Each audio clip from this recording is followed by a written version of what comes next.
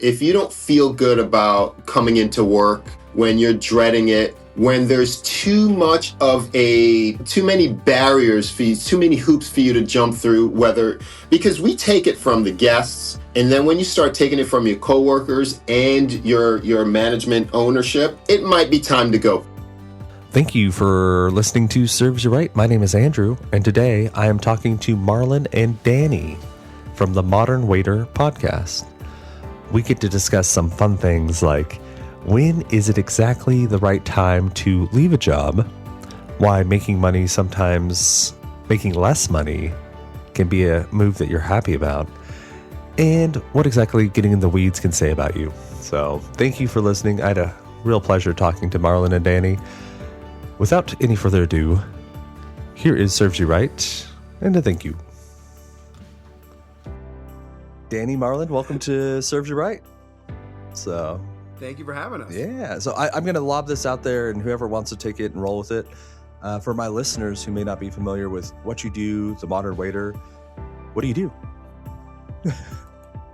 I know, silence after that. Oh, well, I didn't know which one you wanted to ask, which one of the modern waiters. Oh, yeah, sure. Well, Marlon doesn't have headphones, so he should go first, I think. Yeah, go MJ. Yeah. I have headphones. Well, the genesis of the show is really from us, well, particularly me being in the industry for a very long time. And those of us who have been waiters or in the service industry, it's really one of those things where it's rewarding and it's not. It has a lot of benefits, just like anything else, but also there's a lot of drawbacks. So I had an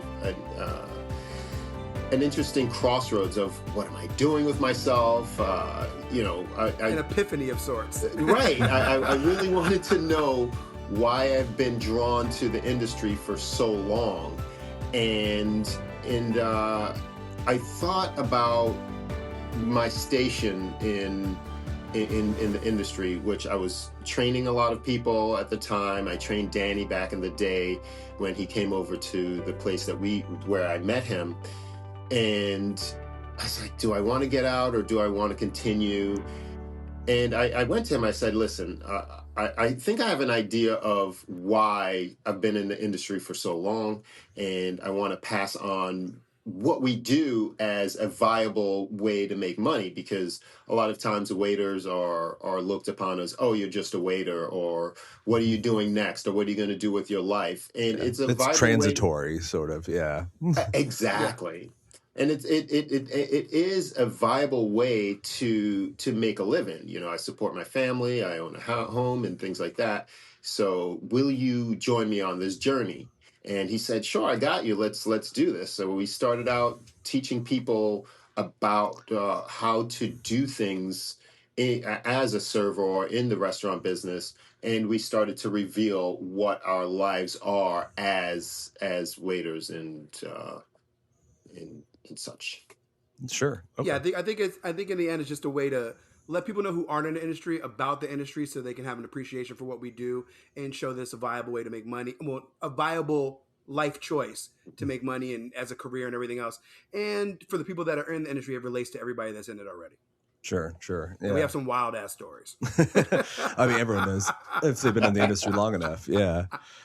I wonder if we could dig into that too, because I feel like that moment you had, that crisis of, do I want to keep doing this? That sounds like a lot of what caused me to start Serves You Right. I think everyone in the industry kind of reaches that point if they're in it for long enough. Just like, do I want to do this? Exactly. Yeah.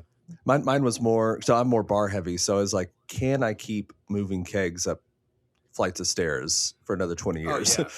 And no, that's very taxing on your body, 100%. Yeah. So yeah, and bar people, you guys have later hours. Yeah. Yeah. No, and I mean, that's actually a good one to click on too. Like, the hours are weird being a server, being in the restaurant industry, because people don't eat 9 to 5. People eat when they're hungry. Exactly. Yeah. So yeah, it's really based on their clock or their schedule, or it depends on where you're at. Where people, we live in South Florida, where people come out late, You know what I mean?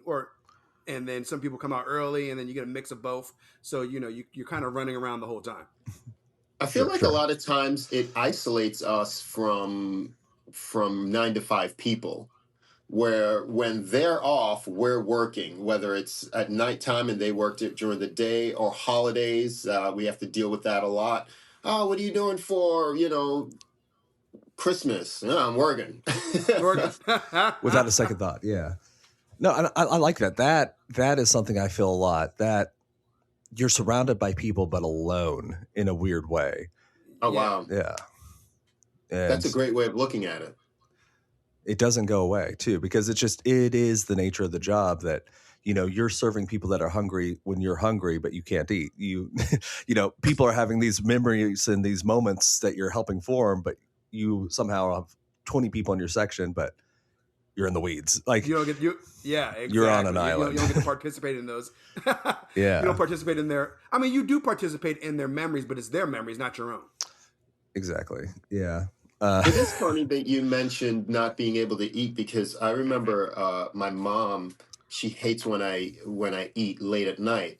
She said, "Don't they feed you at the restaurant, or don't you have food at the restaurant?" And I go, "Well, there is food, but there is not Surrounded by time." it. Yes. No. And I mean, like, every waiter in the world subsists on like the bread rolls that they can pilfer away from the kitchen and the little like side thing of butter as they're eating in the back, trying to avoid doing the Oh yeah. silverware or something. Yeah. But it's Or wild. a quick couple scoops of soup or rice and beans or anything that you're just notching at fries. Anything you can get your hands on in the kitchen. Yep. Yep. Or if you're in the Oh, yeah, bar, arms anything you reach. can trade for. Yeah. It's It's all about the barter system. It's funny that you mentioned trading, because as a bartender, you have the most tradable asset, which is alcohol. Yep. Yep. Everyone wants it. Everyone wants it, especially in the restaurant industry. um, So I've just got to ask, you said you have tons of stories. What kind of stories do you have of people late night, hungry, eating? Anything crazy, wild, something that stands out? um, Nothing recently, because since COVID, we everything kind of shuts down a lot earlier. Mm, But pre-COVID, you would have people coming in. I mean, it would be from people falling asleep at a table to just watching a whole group of people with their kids out, and they know they shouldn't be out, mm, at midnight, and their kids are asleep on your booth, and you're like, "What are you people doing here? Get your check and go home." for sure. Oh man, I'm glad you said that. That reminds me, I'd forgotten this story until recently, and so I'm going to share it with you. See if you have anything similar. I had this guy come into my bar. I'm not going to say where, when, so I don't want it to trace back to him, but he is sitting at the table. He's got a lady with him. They order a Magnum. It's like a full Mhm. meal. It's like not the craziest thing. That's a little Yeah. excessive for two, but maybe they're taking it with them. Who knows? They finish it, and I don't know if homie was on something else, if he just was susceptible to booze, but he starts dozing off. She bounces. And so I'm closing the restaurant, and I'm like, hey man, She just left him. yeah. Yeah. I don't know who this chick was, but I'm like, hey, do you like, where are you staying? Are you here? Can I get you an Uber? Like trying to figure it out and getting nothing from him. Finally, he's like, hotel, says the name of a hotel. I'm like, okay, I'm going to call you an Uber. I help him outside. I'm waiting with him. And the Uber's like, I'm not taking this guy with Oh, just like, I don't I'm want to be not. I'm responsible. like, I'll go with you. I'll help him get in the hotel. We get him downtown, like 20 minutes, and we take him out, and he just lays in the ground, will not move. Eventually, I'm like, Oh I'm wow. going to call the 911. Like, I don't know if you're safe. Get the ambulance there, Mhm. take the Uber back. Dude, it turns out, that guy goes to the hospital, comes back like the next day with his wife escorting him, who is not the lady that was with him. Does not Oh. remember anything. And also was like, I was staying in the hotel next to this restaurant. I don't know how I ended up downtown. And I'm just like, you were like, I could see the hotel from the restaurant. hmm So, Wow. but I guess he must have had like a meeting downtown or something. He just remembered the name of this hotel, and so I like paid extra to drag this poor man. Well, but I mean, it's also probably good. He probably would have just Yeah. wandered into traffic or something wild. But You probably saved his life. probably he did give me $100 gift card, and never saw him again. So Wow. yeah, Okay. it was one of those like wild events I forgot, and we were in pre-shift the other day. I was like, oh yeah, I have this story for you all. Like, yeah. Yeah. So It's funny that you mentioned he was with a lady that's not his wife.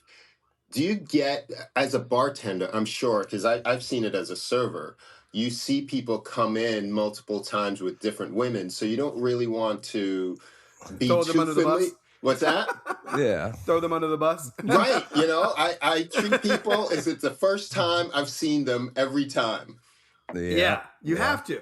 Well, and you also 'Cause you you don't never know know. the story too. There's Yeah. you can usually sketch out the story, but there's always the possibility maybe they're just coworkers. Maybe there's maybe there's something you don't know, and I guess there are modern you know, but yes. You're a bartender. You're the master of body language and context. Yeah. There's a lot of fun games like that. One that always intrigues me is dad or date. That's one we kind of look over like Oh, I love it. Oh, dad or date, wow. and it's a good question because you're like sometimes it's not clear. It's very unclear. Yeah, but Yeah, you know. that's creepy. We had one at brunch the other day, and my friend comes up to me. He says, either way, that's weird because he was a little too close to what I thought was the daughter, Okay. and I'm not necessarily a touchy feely person. We were like, ooh.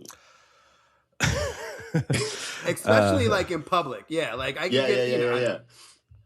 Yeah, I remember. So I'm gonna start playing that game, Dad or Date. I like that. Yeah. Dad That's dope. or date, yes. Yeah, before we trash all our guests for like a full hour, with the moderator, so you say you're trying to help show people that it's a viable career, it's something that you can do, make money, make a living. How do you do that? I'm wondering. We teach them how to like level up, because I mean, obviously there's different ways in the industry where you can go higher and higher. You being a bartender, I'm sure you kind of maybe started off somewhere where you weren't making as much money, and then you found a bar where, you can make a really good living and still, have the, now, I mean, there are benefits like we don't get, I mean, there are things that aren't good, like we don't get PTO and we don't get paid vacations and stuff, but we do get to create our schedule. We get Yeah. to, travel when we want to. And that's what those kinds of things we trying to touch on and let them know, like, you can always level your game up. If you're a server, you can start somewhere, that's a lower tier or middle tier restaurant and work your way up to a higher end or just a really good spot that makes really good money all year round. Sorry to interrupt. I promise this will be fast. If you are listening and you like this even a little bit, please go onto whatever platform you're on, Spotify, Apple. Just give me a quick rating. It is the smallest thing in the world, one tap of the finger, and it does mean the world to me and helps us reach more people. All right, back at it. Sure. Okay, that's a good way to look at it. Yeah, because you do have a lot more control over your outcomes than you realize. Like as a server, you kind of just like take what you get the tables you get the people you get, and it does kind of lead to this sort of like resigned attitude of like, what comes. And I definitely got into that. But yeah, I mean, I guess another way of saying it is the good thing is you get to choose your own schedule. And for me, when I was young, the bad thing was I got to choose my own schedule. So I just didn't work and didn't make any money, but I didn't have anything to do, like, Yeah. The control comes later, I think. It's all your work is front loaded. So if you've never been in the restaurant industry, we teach you how to get into it and what to look for, what jobs to do, when to pull the ripcord. And then, as Danny said, leveling up is the part that you can control. You can control where you work. But once you're there, that's basically how you're going to operate for a while. And then as you move through life and your needs change, you really need a different schedule. If you have a family, you really need to make a certain amount of money. The very first show we did about what 7, 8 years ago was what is good service, and so we do talk about actionable parts of service, how to read your guests, how to stay out of the weeds, how to deal with difficult coworkers or managers or things like that.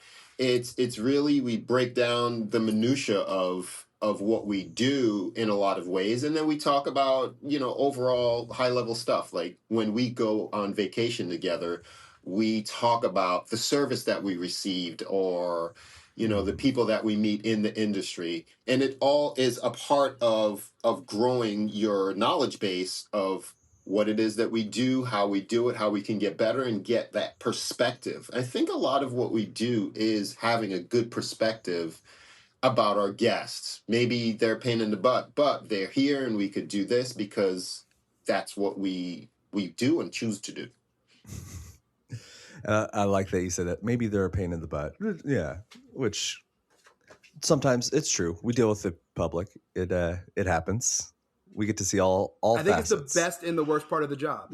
Yeah. The people are the best and the worst part of the job in the end. They drive you. Certain people will drive you crazy, and other people will make your day. And I mean, that's kind of it's the benefit and it's the gift and the curse in the end. Mm-hmm. Sure. And that's why we're professionals, because we're able to deal with difficult people. If it was easy, everybody would do it and we wouldn't make any money, because it would be just the lowest common denominator. Tell people that's what I'm built for. I'm built to navigate. And there's about 5% that are going to go sideways. There's nothing you can do about it. But we're professionals so that we can anticipate, see how it's going to go, introduce a measure of control, and see if you can land that chopper. It's sometimes it crashes, but that's a part of it. No, and I mean, I think that's a good thing to remember. 5% is out of your control. There are just genuinely crazy people out there.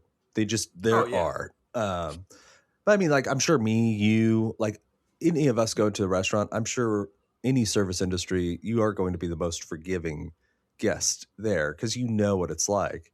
But I've experienced service that I'm like, this is not acceptable. No, 100%. Yeah. And there's, that with like what you just said, we are forgiving, but we also notice what's wrong. Mm-hmm. We can see like a good friend of ours, he goes into a restaurant and he can see the decor, he can see the atmosphere, and he just like, this needs to be this needs to be that, just so they can succeed or why they're not succeeding. He'll tell us right when we're sitting there. You know what I mean? It's a really, it's a gift that he has. And because of me and Marlon have gone out to places now, and we'll kind of quote what he saw, or we'll see something in the same kind of light because of him. Yeah, it's the same danger of like going to a restaurant with the health inspector. Yeah, they like see everything wrong. They're like, just shut up. I want to enjoy my hamburger. I don't need to know. Exactly. Yeah. I call it the trust fall. Going to a restaurant is a trust fall. Oh yeah. You really hope they're going to pick you up there. I do think for my listeners, I think hearing what are some of the signs or what are some of the instances that you should jump ship, I think that'd be really helpful. Would one of you mind digging into that? When it's time to go? Yeah, go dig into both it, at the same time. Let's do it. Tell them when it's time to go. Yeah. Well, I believe your situation is going to tell you. If you don't feel good about coming into work, when you're dreading it, when there's too much of too many barriers for you, too many hoops for you to jump through, because we take it from the guests, and then when you start taking it from your coworkers and your management ownership, it might be time to go. Particularly, I think the first time that I ripped that cord is when I didn't make any money. If you're not making any money, time to go. It's for sure. Makes sense. Yeah. Yeah, we're not there. Obviously it's a job. So if you're really not getting compensated or well, it's going to be more of the same. And then the double whammy is if you're not making money and then you're also dealing with extra layers of stress that shouldn't be there because it's not, well managed, or the kitchen is always crashing, or you're going, you go through the motions on a daily basis. Or even if you are making money, those same things will put you to me, you're like, well, I can go make the same amount of money somewhere else and not have to deal with this stress. So that's almost where like the leveling up comes in, is because, you can only take so much in certain places before you're like, you know what? I can go do this and push myself up to a higher level, make more money with less stress. Right. Yeah. Well, I mean, I see it, because the company I work with has, in addition to my spot, which is night only, they have a breakfast spot, a different chain that they run. Mhm. And like those guys make money. They make money. And I've talked to some of the GMs and like they know January 1st, they're going to fire one or two because they're not going to show up day after New Year's Yeah. Eve. They get Oh, there wow. at like 5 a.m. And like, Oh, wow. would I wake up every day at 5 a.m. to make that kind of money? I don't think I would. I don't think there are people that would make that Really? trade, but some people would. If you're a night person, I mean, you're going so, to but hate that job, are- even if you're making money. Are they also? Well, Marlon is a day person, so he could do the You could 5 do a.m. it. thing. Oh, but yeah.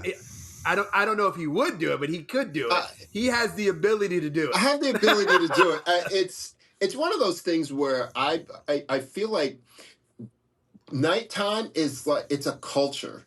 It's Yes. I don't work It's a days. vibe. It's a vibe. It really is a vibe. And you can concentrate. Well, all of it is service, but it's just a vibe. The people that you work with, going out for shift drinks afterwards. It's, doing your Yeah. whole day and knowing that I have a philosophy. I can't have fun before I have to go to work. If I have a shift, don't ask me to go to the beach. Don't ask me to go out drinking. Don't ask me to. I'm basically doing chores and stuff but if I can imagine myself as a day person getting up at 5 and going in, man, that's it's Now, are they done by like noon Well, or that's 1 the- o'clock? So like, what's the? They're done by like 2 or 3, but like who's going out drinking at 2 or 3? I guess some people, No, but yeah, yeah. like I mean, they go to happy hour, but I mean, even so, but still, I feel you. That's just it's so. They're done by 8 o'clock at night though, because they have to be in bed, they have to be. ready to go by that next 5 o'clock shift. Mm-hmm. Yeah. yeah, that's a lifestyle thing because obviously if you have a family and a supportive significant and it fits, if that puzzle piece fits, it's perfect because you're making money and then you're yeah. able to be at home with the kids at night while whatever happens.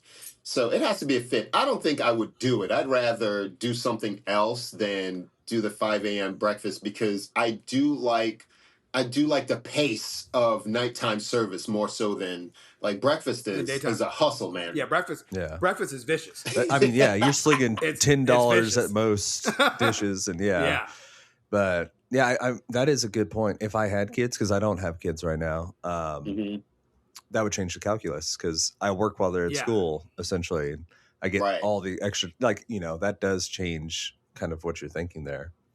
And I definitely think kids was one of the main. Well, it's one of my reasons for still being in business as long as I have been because it gave me the freedom to raise my kid while making good money and being there. Having the ability just to be there, be able to go to the soccer games or coach or go to the school thing or go to a vacation and have the ability to do all those things while still being able to support everybody. Yeah, what you lose in stability, you kind of gain in optionality. Yeah, but you still lose sometimes too because I think I took an L with with that same philosophy because I did the whole, my wife worked in the daytime, I worked at night so that we didn't have to do the daycare thing and it was perfect for that purpose, and for that period because I was with my daughter and I was able to be able to be there for her, take her to school and all that stuff. But you do or can, I should say, lose out on relationship because you're not spending common time together. You're doing the handoff, like you're high-fiving, tagging them into the you're crawling under the rope, she's in the thing, and she goes to work in the daytime. I come home, she comes home, I go to work at night. So what giveth can taketh away as well. Oh, sure. Absolutely. It definitely can be the double-edged sword. I agree. Yeah. No, the spouse doing the 9 to 5 with someone who's in the restaurant industry is rough. That is what me and my wife do. But I insist on a Saturday or Sunday off. I just don't care which one, and that way we have the full day. You need one weekend day where you guys are together. You have to. Yeah. No, I mean that's the only way you're gonna have. She works from home. If she hadn't worked from home, I don't think that this would work. But it wouldn't be the same. It would not. Yeah. Has she ever been in the industry, the service industry? Oh yeah.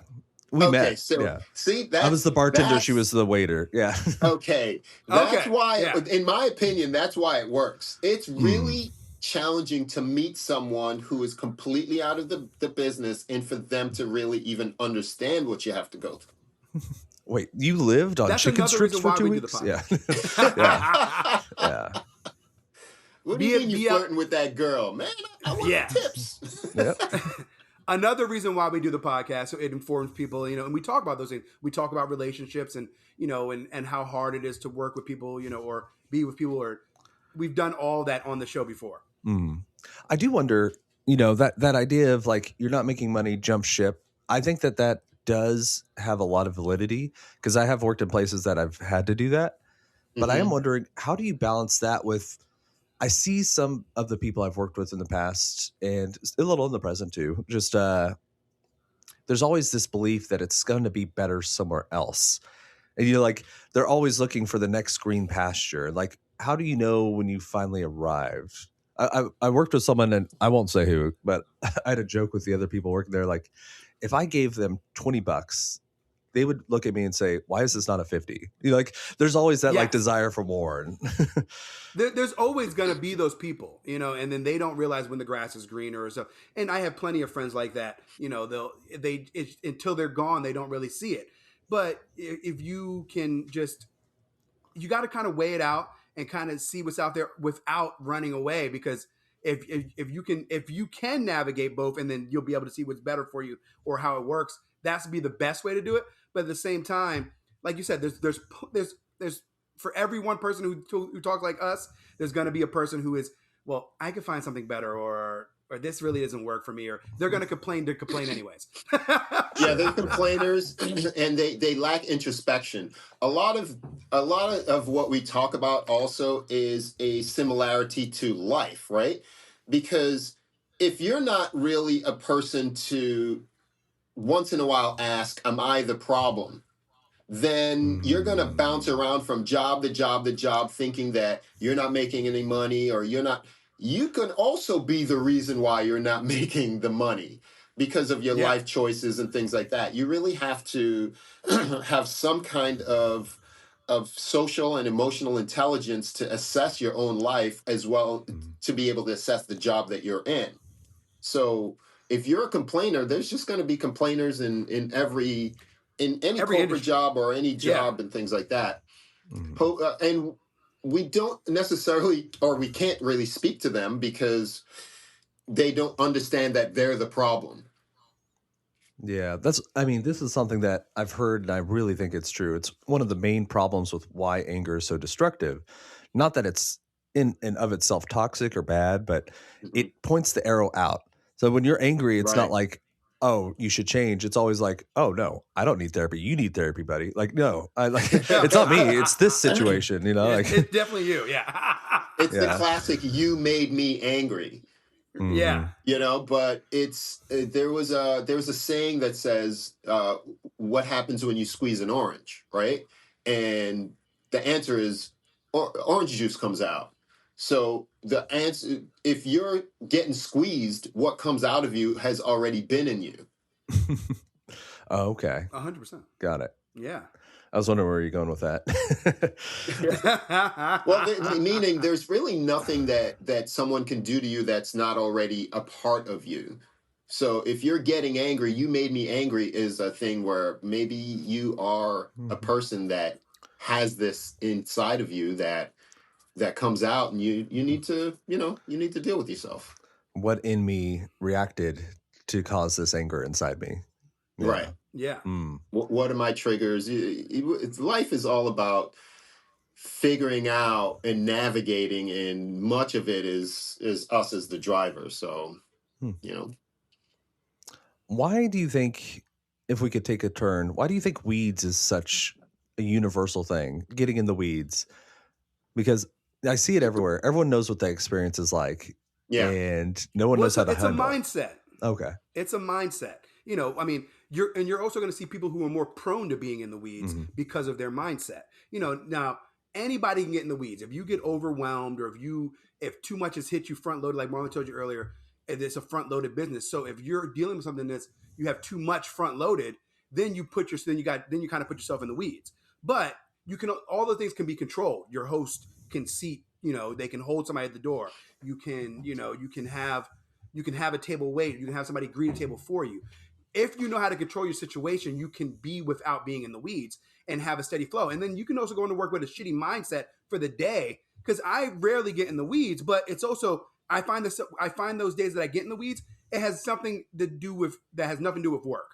I'll come in with a shitty mindset or something not kind of threw me off of my normal circadian rhythm, and then those are the days I find myself in the weeds more so than a normal day when I come in on my normal happy-go-lucky self, or I'm joking around and having a good time, because life happens to everybody, and it's gonna happen. So it just depends on how you deal with your life as a whole, I guess. That makes sense. That makes a lot of sense. It's really hard. Yeah. Oh, it's no, really please go. hard to separate the weeds from the restaurant business because it is a business. So we're always watching the margins and always trying to pack the door and make money.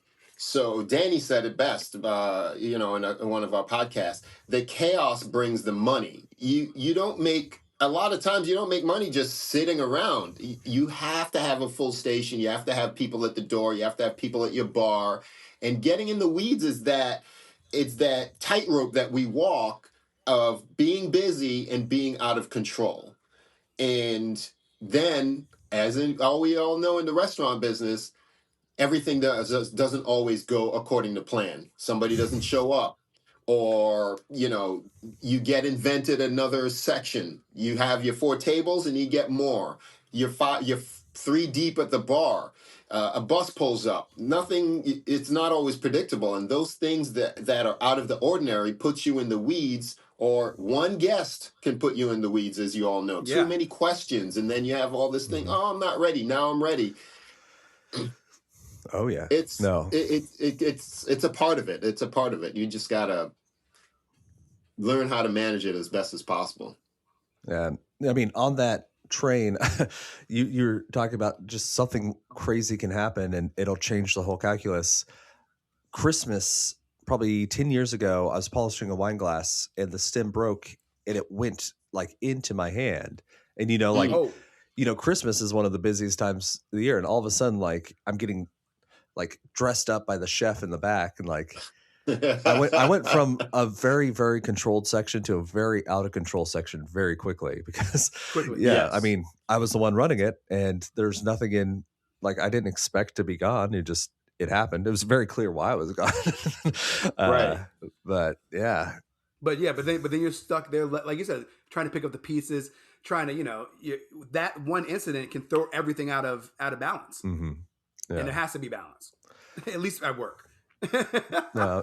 And I really like, Danny, your talk about how sometimes it's mental to start, because I think we all have this experience where you show up to work and maybe you just haven't slept as well, or maybe like you're fighting with your boyfriend or wife or husband, and it's not that you do anything different, but if you looked back and really looked, maybe you spent a little less time rolling silverware than normal. Like maybe it's a little less prepared. You didn't double check things that you probably should have, that you normally do, but it seemed like you did well. And then all of a sudden, chaos. Boom. You're in exactly. Yeah. 100%. Cool. Guests are interesting. We kind of touched on that, Marlon, with the questions. What is it about guests that, like, 1 out of every 100, they make it their mission to figure out right then, like, what exactly the definition of prime beef is, or it's like, well, what is Thousand Island really? And they're like, what is that impulse that drives people in a restaurant to ask some of these wild questions? Like, it's their personality. Your personality comes out at the table big time. It gets distilled once you sit down. You get these different categories of people. Of course, we all want the laid back person that knows what they want. Then you get the chatty people that are forgetting that they're at a restaurant and they just talking to their guests, the people at their table. Or you have the people that are so unsure of anything that they want to make sure they control every aspect of it before they move forward in things. And you have to learn how to identify them and navigate them and break that pattern of what their underlying are asking you. Because when they ask dumb questions, they're really are asking a different question. So they're trying to solve something different than what their question is asking, if that makes any sense. That does make sense. And, as you were kind of going through that, it did strike me that in terms of relationship, like guest to server, that is one of the few interactions you'll have face to face for probably like 95% of the populace that isn't like with your significant other, your coworkers, or your family. And like Interesting. it is one of the few times when you do come into contact with someone else face to face. And so I'm wondering if in our modern era, just people are not trained in it. It's just like novel enough that you get all the wild, like unpolished edges that we wouldn't have seen in days gone by or something. Past. Absolutely. Yeah. Yeah. It can be a match in friendship as well, because as you say that, I've never thought about it that way, and that's super interesting to me. There's very few times when you're with a stranger for that long. Like if you go to a store, you're interacting with them for a minute, maybe two. If you're out and about on a bus or a train or whatever, you're in front of this person for a minute or two.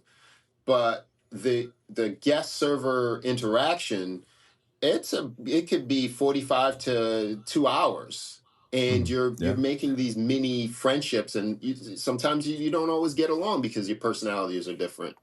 So you have to become a little bit of a chameleon as sorts to say, oh, how am I going to be with this person? And then the more complex thing is, how am I going to be with these people? Because sometimes the whole table has personalities, or individual people at the table has personalities, and some of those personalities sometimes compete. And then how are you going to influence or not influence how this thing is going to go? True. 100%. Yeah. And when you get those large parties, you always have that one guy who makes the joke. You always have the one guy who's just like trying to organize everyone. Like you have like a little dance where you got to get everyone on the same page, kind of. Yeah, for sure. Sometimes it crashes and burns. Yeah. You need that guy that tries to get everybody organized. I like that guy. I need him. Yeah. You kind of lean towards him and have them. He helps you. Yeah. He's like your assistant in the end. Oh yeah. So have you decided on a bottle this evening? Yes. Why do you think? Exactly. I'm gonna guess it's at like 95%. Why do you think so many people, even when a name is given or you introduce yourself, I don't think 1 in 20 people remember the name of the server that's given. Forget the name. Okay, there's a server at my job. He's white. Okay, more times than not, people don't even look up. They will be at the table like, "You're my server." I'm like, "No." Okay, see that guy over there, the Caucasian man? He's your server. He's been talking to you the whole time, and you didn't even realize it. So that's wild. So part of my like morning ritual, I do a little just journal entry every day, and I was reviewing 2023 because I go through every once in a while, look, and I think it was March. I had a line that just said, "I was mistaken for Jared," and to you that doesn't mean anything. Jared has dark hair, a beard. Wildly different. He sounds different. He has like a slight accent, and just like.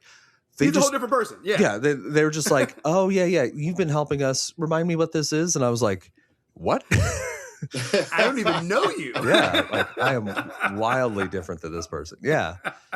Well, you know what? Yeah. The reverse is also true, because I have gone to tables and people have switched seats, and I'm talking to that seat.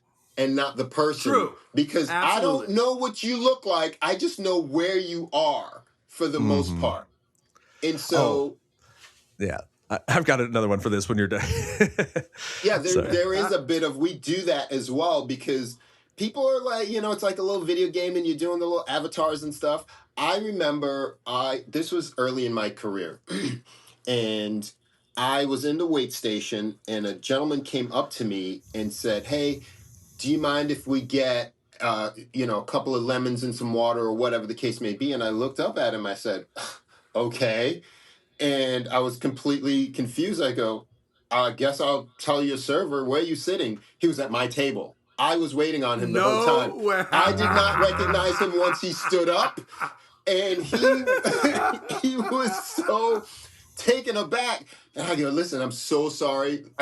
I know it's kind of weird to say, but I don't know anybody when they're moving around. I just know you at the table." Oh my God. Yeah. Bring a tin top to Marlon's section and switch seats and it's going to be chaos. Oh, yeah. I just know that this is my table. This is. Mm. So when I was managing in Tulsa. So even worse than like remembering seats, the way we set up the restaurant, you could think of the tables at the end of the restaurant as the end of the 30s, into 40s, into 50s. So I had a waiter who was waiting on that very far end section, and we bring out little like chocolate truffles for anniversaries, just to say like happy anniversary, nice. thanks for celebrating with us. And so we bring one in, and it was 45 into the 40s. What he meant was into the 30s in his head, but he's just thinking into section. Wow. And so we're in Oklahoma. You know, it's not the most progressive state. And so at the end of the 40s, it's like two older cowboys. And I'm like, happy anniversary. You know, like, okay. And they're like, thanks for celebrating with us. Happy anniversary. I'm so excited you're here. And they looked at me like I was crazy. And then I left it, walked away. But did they take their truffles? Well, I don't remember, honestly. But I went up to Zach and I was like, was that right? And he's like, 37. Not 45, 37. Like, oh my God, son of a bitch. Yeah. But, yeah. It's just like, even that, you like, not even looking at positions, you're just looking at where the tables are. It's even further removed. Yeah. So I saw that you guys recently went to Las Vegas. How was that? We did. Yeah. We actually go to Vegas every year, or even better. Every year. I mean, in some form or fashion, we do a boys trip. We do an annual boys trip every year. And Vegas is our main spot, but we've gone to other spots as well. But anytime we go somewhere as a group, we try to do a podcast on location. Or now we've grown to the point where we're starting to, where we don't do on location, but we'll do B-roll and get stuff like that, and we'll do it in studio, but we'll talk about the trip, and we'll talk about, like Marlon was talking about earlier, we're starting to review restaurants and seeing how the service is, and just seeing how the whole experience is, so we can relate it to the guests. What is service like in Las Vegas? It's got to be like the Mecca. Everyone flies there. Everyone wants to go there. Everyone does want to go there, and there's the strip, there's off strip, there are hotels, there are bars. I like the service there for the most part. I've always been impressed with getting good service in Las Vegas. Now, recently, I feel that things have changed a little bit. I'm not sure if Danny agrees with me. I've been less impressed lately. But the caveat could be that really after the pandemic, things have really changed for a lot of businesses like restaurants and things like that. So the sentiment around the industry is different, and how people are treated and perceived. It's really odd to me that, stores they close earlier now, in at least here, and there's less staff on for whatever reason now. 100%. So there are contributing factors, but I feel that overall the service is good there. We do like going to Vegas for our boys trip. And we do podcasts while we're there, because we've grown and made friendships there over the years. What have we gone, like 10 years now? Yeah. 10 years on the Vegas trip. Well, 10 years on the boys trip, and yeah, exactly. That's something else. It doesn't relate. No, I mean, just kind of build on what Marlon said there too. COVID. Because I went through COVID when I was in Tulsa, same company, just different location. And when COVID came through, it decimated my like senior staff wait staff, and like not in the sense of that like they get died or anything like that, but overnight the like most of them lost access to all their childcare. Those that had Oh kids, wow. because it's like they Yeah. weren't going around their older parents, and a lot of I feel like when you get far enough in the restaurant industry, your experienced staff is either lifetimers that this is all they do, or they're people that have like branched out and they sell real estate on the side and keep like 1 or 2 shifts. And so like both Yeah. sides, if you're on the edge or you have kids, you don't have childcare, it pushed a lot of people out. And it's like, I don't think a lot of those people came back because it's like, all right, if I'm going to pivot, I'm going to have to go for it. We had that. Yeah, COVID was really huge for the pivot in general. Yeah. People started to figure out, how to make money on their own, or figure out like little things like a lot of people wanted to like maybe day trading or just a bunch of different ways. And like you said, real estate has always been a really, because we're when you think about it, we're in sales. Yeah. So real estate is definitely one of those things where we have that ability to do. Or they got a real sales job, or they were looking for something more stable because now they had the time to do it and they had the resource to do it. You were getting a paycheck for almost a full year. That was pretty normal to what you were already making. So it gave you that full year to pivot and move on with your life. And I can see why you would lose people that if without COVID would have never left, or at the bare minimum did what you said and cut down to 2 or 3 shifts because they got into a different business. Yeah, that, and also I think a little bit of the rise. It's not even throughout the country, but medical marijuana. I feel like there are a lot of jobs that kind of attract the similar profile of what restaurants are looking for. It's like I don't have to deal with people. Usually, they're like or at least like the people here are nice and chilled out and like not hungry and looking for pork chops. Well, not yet. Not till they leave you and then they go get hungry and look for pork chops. So I got to ask, and I kind of want to take this to one of the areas where I like personally led my career and how I improved my earning power. So just curious, have you ever interviewed Vegas Wine in Las Vegas? No. No. Oh, you should look him up. He's super cool. Definitely, I think a lot of people that watch him would be interested in the podcast. So he works, he's the somm at Guy Savoy. And so he films himself as he opens these expensive bottles and decants them with the meta glasses. So you get to like experience what it's like to be like a fancy somm in an expensive restaurant in real time. So it's super addicting. That's really cool. You really like when you start watching, you're just going to keep watching. But did you have him on your podcast? I did. Yeah. Super knowledgeable guy. He so he kind of had a similar trajectory to me where the lever that I found to pull was in knowledge of spirits and wine. Because I figured the more I knew about these things, the more I could sell. And it actually was something that continued to increase my earning ability. So I wasn't sure if you've ever gone the route of like learning the things that you have on hand, or learning and getting certifications to improve your earning potential.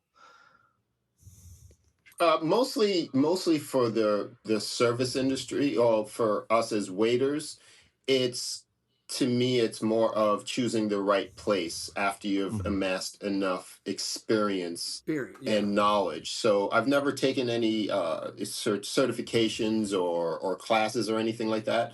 But over the years, you kind of expand and outgrow, expand into your role in a certain type of restaurant, and then you go into a different, you grow into a different style of restaurant.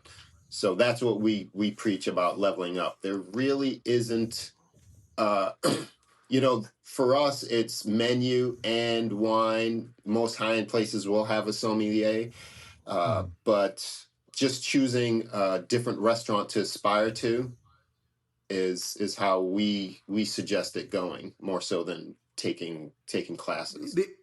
The experience route over the classroom route. Sure. 100%. And I mean, but as like you said, your friend is a somm and he's gross. We also have friends that were in the industry and they became somms, or they're servers, but they got their first level certification. And we kind of learn things from them and piggyback that to our experience. and it makes us better as servers and in sales and understanding the dynamic of what's really going on in the restaurant. And also, like, I mean, maybe not Marlon as much as, well, I'm not gonna say he doesn't, but I at my spot, I kind of jump behind the bar. I try to take on different hats at the same place, and it keeps me with growth in its own way without going to the management level, if that makes sense. Sure. Yeah. Like putting myself in a key position without being a manager. Oh, yeah. Because I don't want that kind of stress. Oh, no. Yeah. No, I worked at this place, Coyote Cafe in Santa Fe. And apparently, because I never did any management there, one of my friends, he was waiter, but he would like fill in as kind of a key manager. And apparently the safe was just like really particular, like hard to get into. Like you really had to like learn the code. And he was always like, if you learn the code, they're never going to let you go. Just like, don't ever learn that code. Like, it's like, fair enough, Federico. Yeah. No, and I mean, I think that is a good thing. Like, I may have went the route with the quartermaster psalms and taken those certifications, but if I also sucked as a server, like it wouldn't have helped at all. Like I did all that stuff after I was a server and after I was a bartender as an add-on, not as like a substitute for the experience. Yeah. Yeah. You know, the thing that I feel that I've added on, but it didn't come from a class, is really applying. I've always been able to read people and manipulate the situation and understand what it is that they want from me. What is it that they want to hear and why are they here?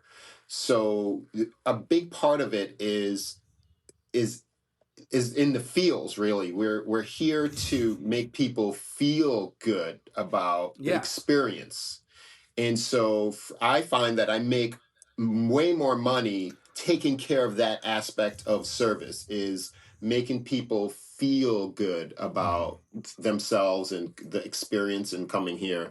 And there's some little things in there, and you pick it up from other people. I see how, Jim over there does that, and I learn from a lot of the people around me, because we have a lot of seasoned veterans at our place, and there's different aspects that I could learn from. So that's free. Yeah, that's on the free you ski. steal people's exactly. You steal people's spiel, not their spiel, but you see how they talk to people, and you kind of like, oh, I like that a little bit, and you kind of twist it to your own kind of way, or just the dynamic of how they might just completely run their section, or people come to me all the time like, man, I love how you how you run your section. You've taught me things just watching you and stuff like that.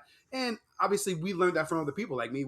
I learned it from Marlon. He taught me certain things and I put my own twist on it. And then people are going to do what they need to do, especially in our industry, to, it's like with anything, you want to have your own kind of stamp on it, but it always comes from somewhere else. It always initiates from somewhere else. Mm-hmm. Yeah.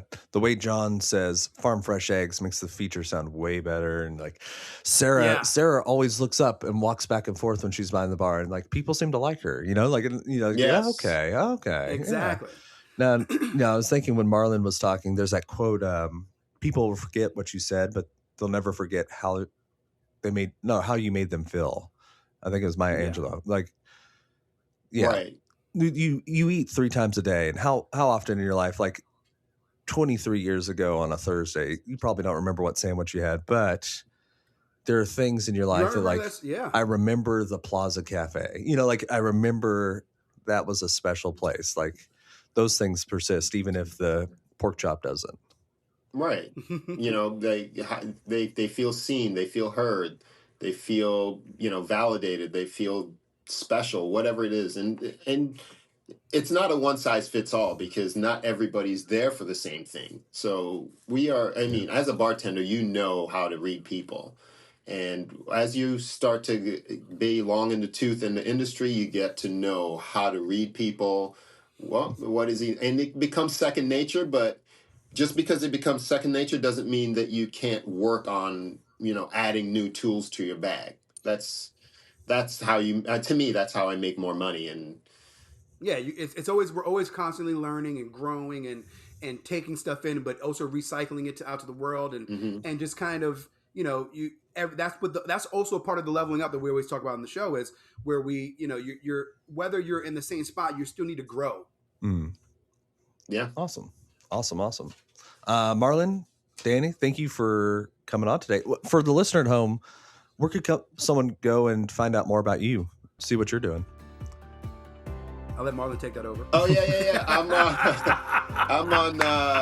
the Modern Waiter. I'm at the Modern Waiter podcast, both on Instagram and TikTok.